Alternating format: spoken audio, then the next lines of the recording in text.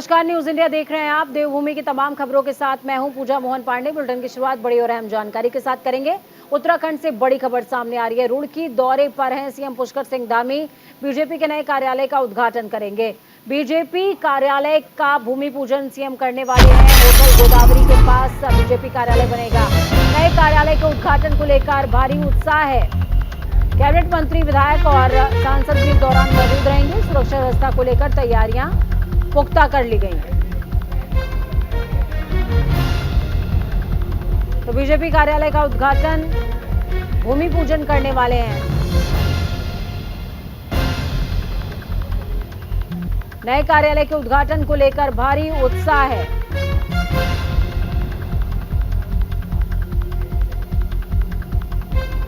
तो रुड़की दौरे पर हैं सीएम पुष्कर सिंह धामी। बीजेपी 2024 के मिशन पर लगातार एक्टिव मोड में। फिर चाहे उत्तराखंड के वो तमाम वाइब्रेंट विलेजेस हों या फिर अन्य क्षेत्र, दूरस्थ क्षेत्रों में भी बीजेपी की एक्टिवनेस नजर आती है और इसी की तस्दीक करती है ये खबर भी। बीजेपी कार्यालय का भूमि पूजन, उद्घाटन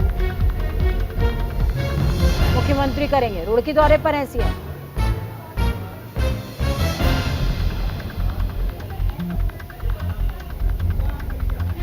ग्राउंड जीरो का रुख करते हैं। संजय पुंडीर फोन लाइन पर जुड़े हुए हमारे साथ में। संजय, क्या कुछ अपडेट है पूरे मामले में?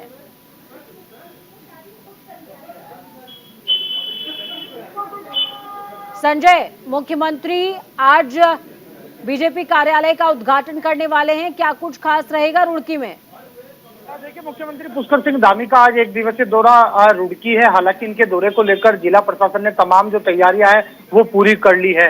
जिस तरह से भाजपा के द्वारा रुड़की को जिला घोषित किया है, तो कहीं ना कहीं आज भाजपा के एक रुड़की जिले के कार्यालय का उद्घाटन होना है। हालांकि यहाँ पर मुख्यमंत्री पुष्कर सिंह धामी के अलावा मंत्री हैं वो भी पहुंचेंगे, स्थानीय विधायक प्रदीप बत्रा, साथ ही साथ जो रुड़की जिला अध्यक्ष है वो भी यहाँ पर पहुंचेंगे।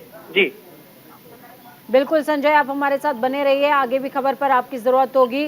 संजय पुंडीर जुड़े हमारे साथ में। रुड़की दौरे पर सीएम पुष्कर सिंह धामी हैं। अभी हाल ही में रुड़की को नए जिले के तौर पर आगे बढ़ाया जा रहा है और इसी क्षेत्र में बीजेपी के कदम भी रुड़की क्षेत्र में आगे बढ़ रहे हैं। बीजेपी कार्यालय का उद्घाटन है, सीएम खुद करने वाले हैं। इस बीच अल्मोड़ा से बड़ी खबर, अहम जानकारी सामने आ रही है। बीजेपी कार्यकर्ताओं से मिले हैं सांसद अजय टम्टा। केंद्र सरकार ने देश भर में सर्वे किया है। अजय टम्टा का कहना है 4 जिलों में बेहतर संचार सुविधा मिलेगी। 150 मोबाइल टावर बीएसएनएल के लगाए जाएंगे।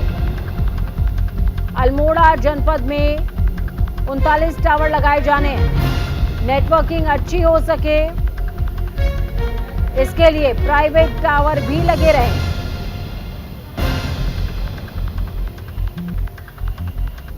अभी हमने एक बहुत अच्छा है कि बीएसएनएल को चूँकि हमारे सारे कार्य जो हैं वो लगभग ऑनलाइन हो रहे हैं और ऑनलाइन होने की वजह से बहुत सारी दिक्कतें हमको हो रही थी।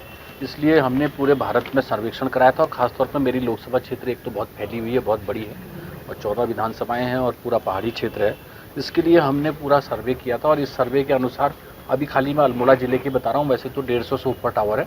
अल्मोड़ा ज़िले में हमारे 39 नए टावर लगने हैं बीएसएनएल के और प्राइवेट वाले अलग लगने। तो ये हमारी करीब इसका टेंडर वेंडर हो गया है। 6-7 महीने 8 महीने में हम लोग ये सारा टोटल 100% अल्मोड़ा जिला, बागेश्वर जिला, पिथौरागढ़ जिला, चंपावत जिला, चारों जिलों को कनेक्टिंग करेंगे। 39 यहाँ लगेंगे, ऐसी चंपावत में लगने, वहाँ लगने, टोटल मिला करके लगभग 150 टावर। अभी हमने एक बहुत देहरादून से बड़ी खबर, अहम जानकारी आपको दे रहे हैं। केदारनाथ यात्रा एक बार फिर से बाधित हो गई है। खराब मौसम के चलते यात्रा बाधित हुई है। 10 जून तक ऑफलाइन रजिस्ट्रेशन पर रोक लगी हुई है। बड़ी खबर, अहम जानकारी आपको दे रहे हैं। 15 जून तक ऑनलाइन पंजीकरण पर रोक लगी है। अब तक 41 लाख से ज्यादा रजिस्ट्रेशन हो चुके हैं।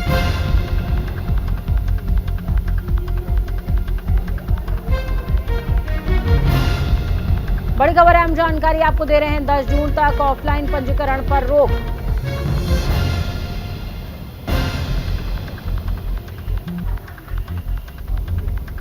तो वहीं ऑनलाइन पंजीकरण 15 जून तक के लिए निलंबित कर दिया गया, यानी कि सस्पेंड कर दिया गया है। केदारनाथ यात्रा एक बार फिर से बाधित हुई है। खराब मौसम, बर्फबारी, बारिश, हिमस्खलन, जैसी तमाम दिक्कतों के चलते केदारनाथ यात्रा को एक बार फिर से रोका गया है।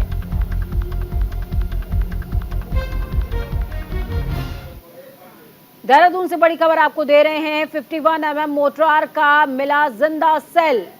टॉन्स नदी में ये मोटरार मिला है। मौके पर पहुंची पुलिस और बीडीएस की टीम सेल को डिफ्यूज करने में जुटी है। टीम प्रेमनगर थाना क्षेत्र का पूरा मामला है।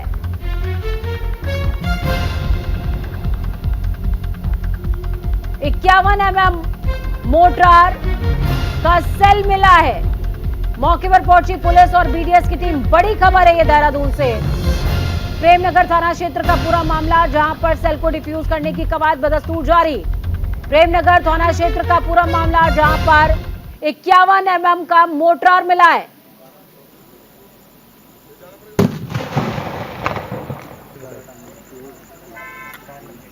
संजय हमारे साथ इस खबर पर लगातार बने हुए हैं। संजय, क्या कुछ अपडेट है? 51 mm मोटरार का जिंदा सेल मिलना अपने आप में बहुत बड़ी खबर है। टॉन्स नदी में ये मोटरार मिला ऐसा बताया जा रहा है, क्या कुछ अपडेट है? देखिए, देहरादून का मामला है जहां पर टॉस नदी में 51 mm का मोटर मिला है, जिसकी सूचना पर स्थानीय पुलिस और वहां की जो मीडिया सेल है वो पहुंच चुका है। हालांकि अपने आप में सुरक्षा के लिहाज से भी एक बड़ी चुनौती है, जिसको लेकर कहीं ना कहीं जो स्थानीय पुलिस है, यानी जो प्रेमनगर थाना क्षेत्र का मामला है, यहाँ पर जो प्रेमनगर पुलिस है वो पहुंच गई है। हालांकि पूरी टीम डिफ्यूज करने में जुटी है। लगातार कार्रवाई जारी है। जी चलिए, बहुत शुक्रिया आप संजय हमारे साथ जुड़ने के लिए, अहम जानकारी साझा करने के लिए। संजय जुड़े हुए हैं हमारे साथ, लगातार इस खबर पर जुड़े हुए थे, जिन्होंने बताया कि 51 mm मोटरार जिंदा सेल मिला है। टॉन्स नदी में ये सेल मिला है। फिलहाल पुलिस और बीडीएस की टीम मौके पर पहुंची हुई है। रेस्क्यू ऑपरेशन भी लगातार चल रहा है। इस बीच आपको देहरादून से बड़ी खबर, अहम जानकारी दे रहे हैं। देहरादून से बड़ी खबर सामने आ रही है। सीएम पुष्कर सिंह धामी कल करेंगे समीक्षा बैठक। विभागीय समीक्षा में प्रगति रिपोर्ट मांगेंगे। जिलाधिकारियों से भ्रमण कार्यक्रम का रोस्टर मांगा है। सभी मंत्री अपने भ्रमण के कार्यक्रम की जानकारी दे चुके हैं। डीएम से नीचे के अफसर भी करेंगे गांवों का भ्रमण।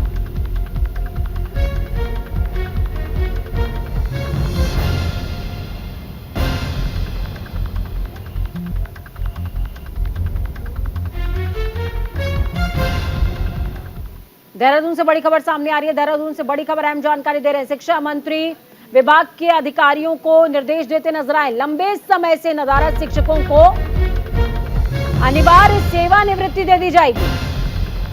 अक्षम शिक्षकों से मांगी जाएगी स्वैच्छिक सेवानिवृत्ति।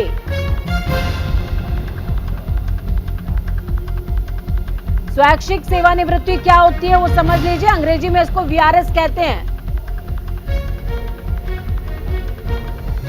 सेवानिवृत्ति के लिए मांगे जाएंगे आवेदन। शिक्षकों के विवरण के लिए मानव संपदा पोर्टल तैयार होगा। बड़ी खबर, अहम जानकारी आपको दे रहे हैं। ऐसे शिक्षक जो कि लगातार डीएक्टिव मोड में थे, उनको बख्शा नहीं जाएगा, कार्रवाई होगी।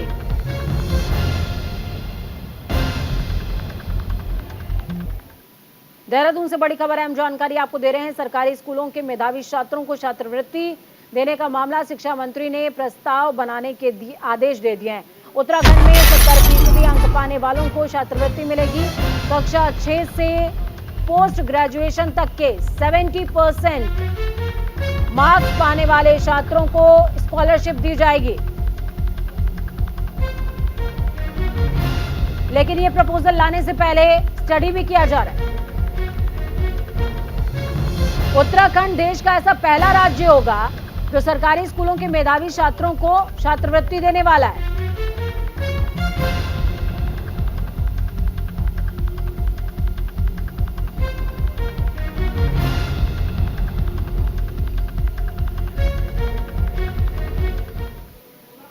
तो इस बीच महानगर व्यापार मंडल ने सरकार से पेड टैक्सी परियोजना के प्रस्तावित रूटों को एक बार फिर से बदलने की मांग की है। व्यापारियों ने प्रेस कॉन्फ्रेंस करते हुए कहा कि पॉड टैक्सी के रूट से व्यापारियों को नुकसान होगा। साथ ही ये भी कहा कि सरकार अगर वीकेंड पर उमड़ने वाली भीड़ और इस दौरान लगने वाले जाम की रिपोर्ट जिला प्रशासन से ले तो उससे ही पता चल जाएगा कि निर्धारित किए गए रूट पर चल पाना कितना मुश्किल है। उन्होंने मांग करते हुए कहा कि हरिद्वार की जनता, व्यापारियों, अखाड़ों, गंगा सभा से सीधा संवाद करते हुए परियोजना की नई डीपीआर तैयार की जाए। बिना किसी की राय लिए निर्धारित किए गए रूट को बदलकर गंगा किनारे किया जाए।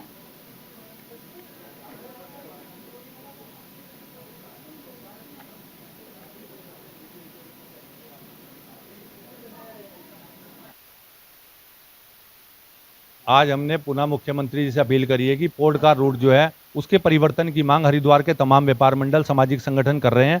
उस पर आप संज्ञान लीजिए और ये रूट हरिद्वार की भौगोलिक परिस्थिति, पौराणिकता को खतरे में डाल के तैयार किया गया है। इसकी डीपीआर तैयार करने वाले सर्वे टीम के अधिकारियों की जांच की जाए, इनको कटघरे में खड़ा किया जाए कि क्यों नहीं जनता के साथ संवाद किया, क्यों नहीं सामाजिक संस्थाओं, गंगा सभा के साथ संवाद किया, क्यों नहीं हमारे सम्मानित अखाड़ों से इस पर विचार विमर्श किया। ये हर प्रकार से हरिद्वार की भौगोलिक स्थिति को कुठाराघात करने के उद्देश्य से बनाई गई अनैतिक डीपीआर है। इसके रूट परिवर्तन की हम मांग करते हैं। हम विकास विरोधी नहीं है, हम पोर्टकार के विरोधी नहीं है, हम इस रूट के विरोधी है जो जनता के अहित में है, हरिद्वार के व्यापारियों के हित में है और हरिद्वार की पौराणिकता को खतरा दे रहे हैं। तो वहीं हरिद्वार में सिंचाई विभाग की लापरवाही और अधिकारियों की ओर से की गई मनमानी मामले में कार्रवाई की जाएगी। एसडीएम ने जांच की रिपोर्ट डीएम को सौंप दी है, जिसके बाद डीएम ने पार्किंग के टेंडर दोबारा करवाने और दोषियों पर कार्रवाई करने के आदेश जारी किए हैं। दरअसल सिंचाई विभाग ने चमगादड़ टापू पर बनाई गई एक स्थायी पार्किंग का टेंडर जारी किया था। टेंडर प्रक्रिया में कई अनियमितताएं सामने आई हैं, जिसके बाद से सिंचाई विभाग के अधिकारियों ने टेंडर के नियमों का पालन न करते हुए औने पौने दामों में पार्किंग का ठेका दे दिया।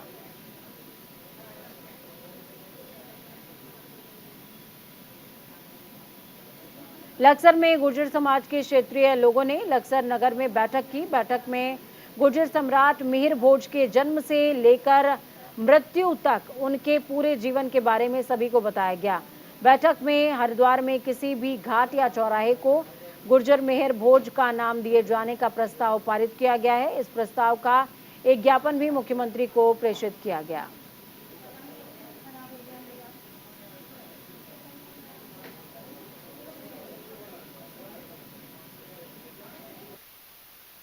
नौ साल में उन्होंने क्या उपलब्धियां की हैं, हमारी सरकार की क्या उपलब्धियां, वो हम जन जन तक लेकर जाने की तैयारी में है।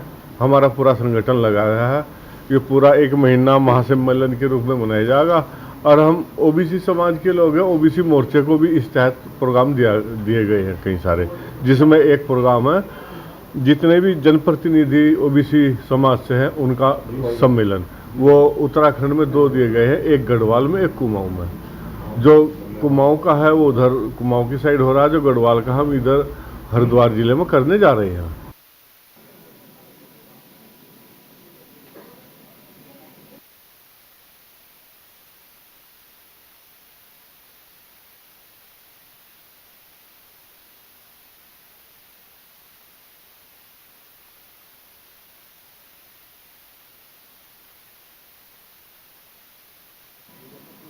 चलिए ग्राउंड जीरो का रुख करते हैं। संजय हमारे साथ में जुड़े हुए हैं।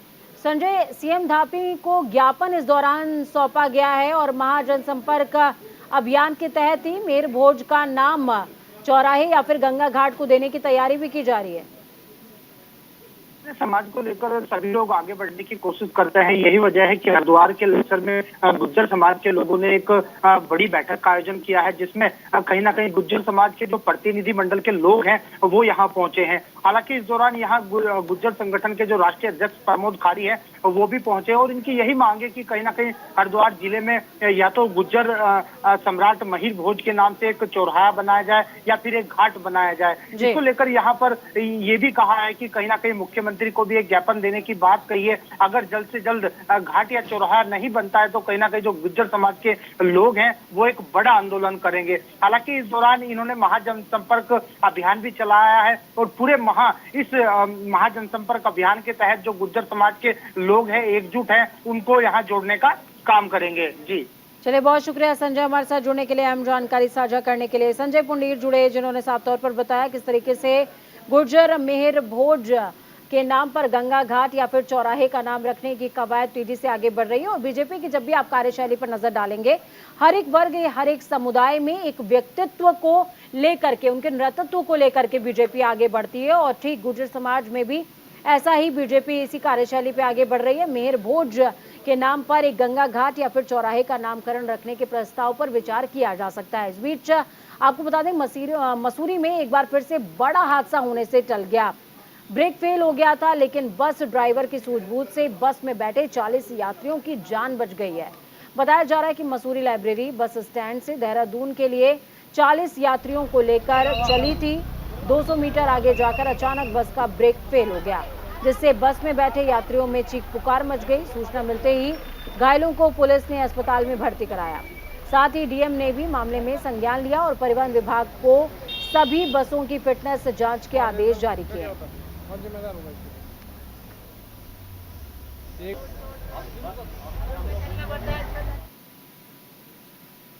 इस बीच आपको बड़ी खबर, अहम जानकारी दें। उत्तराखंड के हरिद्वार, ऋषिकेश और देहरादून जिलों में मंदिर प्रशासकों ने उचित कपड़े नहीं पहनने वालों को मंदिर में नो एंट्री का बोर्ड लगा दिया है।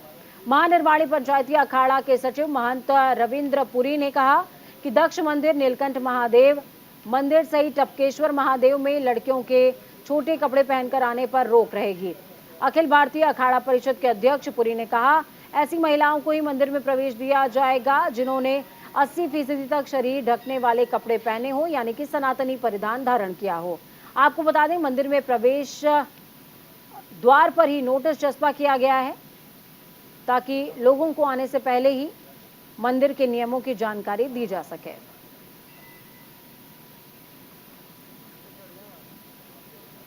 तो तस्वीरें आप देख पाएंगे, राजधानी देहरादून का टपकेश्वर महादेव मंदिर है और साथ में वो पोस्टर भी जो सभी महिलाओं और पुरुषों के लिए भी है कि अगर आप मंदिर में प्रवेश कर रहे हैं तो आपको अपने परिधानों का खास ख्याल रखना पड़ेगा।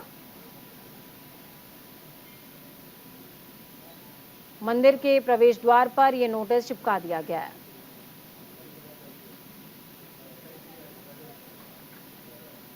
मैंने तो आज तक जो देखा है, नई पीढ़ी पहली पीढ़ी से भी ज्यादा विद्वान है और वो हर चीज को बहुत गहराई से पकड़ती है।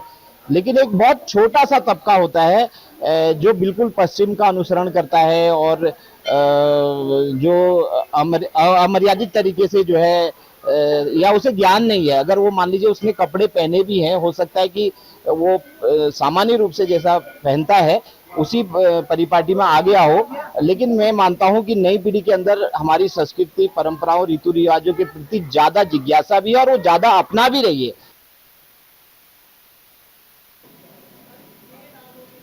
तो महंत जो थे उन्होंने बहुत ही सिंपल, सहज और विनम्र भावों और शब्दों के साथ बहुत बड़ी बात बोली है और निवेदन भी आपसे यहाँ पर किया है कि मंदिर अगर जा रहे हैं तो थोड़ा सा सहजता का खास ख्याल रखिए।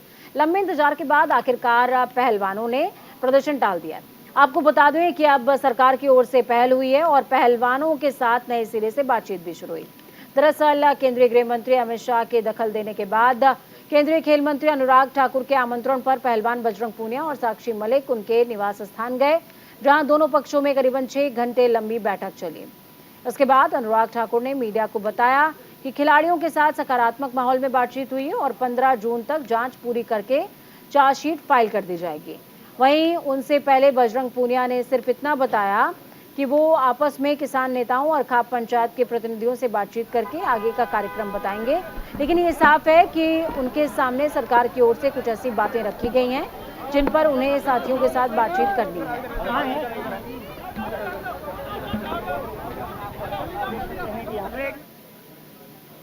बड़ी खबर, अहम जानकारी दे रहे हैं। 2.5 साल की बच्ची बोरवेल में गिर गई है। मध्य प्रदेश से बड़ी खबर सामने आ रही है। 44 घंटे से ज्यादा का समय बीत गया है।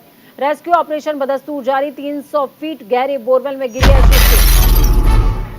सीहोर से बड़ी खबर सामने आ रही है। सीहोर की सृष्टि को बचाने की जंग बदस्तूर जारी है। सेना, एनडीआरएफ की टीमें रेस्क्यू ऑपरेशन में जुटी हुई है। मामला मध्य प्रदेश के सीहोर जिले का, जहां मुंगावली गांव में 2.5 साल की मासूम सृष्टि लगभग 300 फीट गहरे बोरवेल में जा गिरी, जिसे सुरक्षित निकालने के लिए जेसीबी और अन्य मशीनों की मदद से खुदाई भी की जा रही है।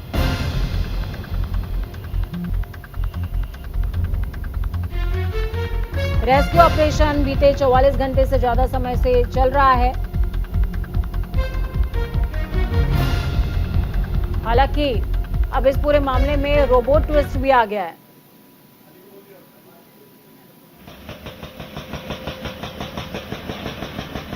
तस्वीरें आपको दिखा रहे हैं।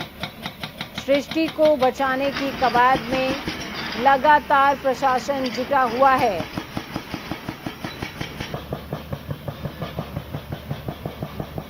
बच्ची तक ऑक्सीजन सप्लाई की जा रही है। कैमरे के जरिए बच्ची की लोकेशन को ट्रेस करने की कोशिश भी इस बीच की जा रही है। वक्त यहाँ पर छोटे से ब्रेक का। ब्रेक के उस पार खबरों का सफर लगातार जारी रहेगा। बने रहिए न्यूज इंडिया के साथ, क्योंकि हम हैं राष्ट्र की आवाज।